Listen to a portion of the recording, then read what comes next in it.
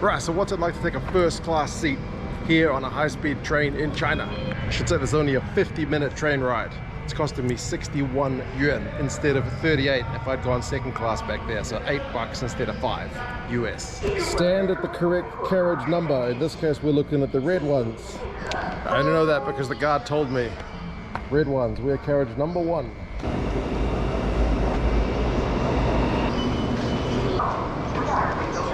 Dear, please mind your steps while getting off the train.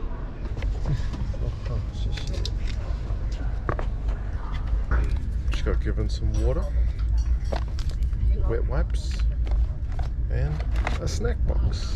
You don't get that in second class. Tried beef, peas, some candy, and a cookie. The seat is significantly larger than a second class seat. There's a wee table that folds out.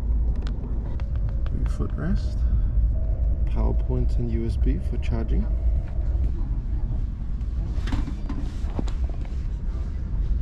Not bad.